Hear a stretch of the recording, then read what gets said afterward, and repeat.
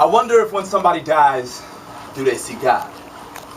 Right at that last moment of life, after the curtain of acceptance drops over the stage of eternal struggle, right before the lights cut out, do they see God? Just to tell them why they had to die. I wonder if God was standing by my little brother's side, persuading him to go in those rapid river currents, knowing that he couldn't swim, temporarily calming the waters to let him know that it was safe. I wonder what was going through my little brother's mind the exact moment he realized he swam too far, when he reached out his hand and called for his friends, but the only sound that came out was a muffled gurgle. I wonder if God was covering his mouth. I wonder if God was holding his feet. I wonder if God was holding my little brother down as he drank in that deadly cocktail of river water, panic, and exhaustion that turned his lungs into water balloons, bursting in his chest and flooding his body with that essence of life that was used to take one away this day.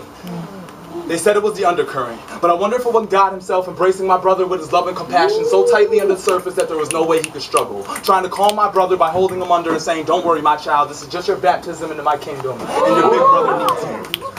I wonder if God was sitting by my older brother's side as he contemplated his decision on whether or not to tell his family that he had cancer, giving him visions of our cheering faces to let him know that it wasn't a good idea. I wonder if those tumors that spread through my brother's brain like yeast through dough, causing him to be delirious and hallucinate, weren't really just little bubbles of heaven that allowed my brother to see the glory of what was soon to come. Ooh, let's go. I wonder if God was sitting by my older brother's side during his final twitches of physical pain. They said it was his body shutting down, but I wonder if it wasn't God himself whispering secrets into my brother's ear as he jumped with delight each time he heard, "Don't worry, my child, this is just your password into my kingdom, and your sister and your nieces need you." I wonder if God was standing by George Zimmerman's side as he forged hate into each bullet that he loaded into his weapon. I wonder what was going through Zimmerman's mind as he forced that bullet of hatred and malice deep into an innocent chest and only love poured out.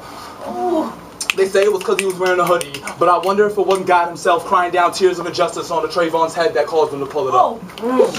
I wonder if God was watching as the police pumped round after never-ending round into the unarmed body of 23-year-old Sean Bell, the unarmed body of 19-year-old Ramadi Graham, and the unarmed body of 18-year-old Kendrick McDade. They said it was because they thought they had a gun, but I wonder if it wasn't God himself giving these boys an itch they just had to scratch for the sake of their people. Because maybe when God looked down at their puddles of blood, he saw the same love that Christ himself shed while he was on the cross.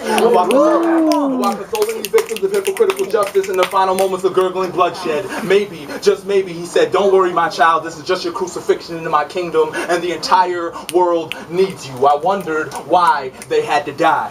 And I may not have all the answers that I've been searching for, but I do have the lessons that I've learned from the loss of each life. And whether that death be as close as a brother born from the same womb, or a scream of injustice from 10,000 miles away, the lessons are still the same. That's to love more for those who hate, live more for those who can't. And the most important lesson, that through it all, no matter what happens or how much you are appalled, always trust God.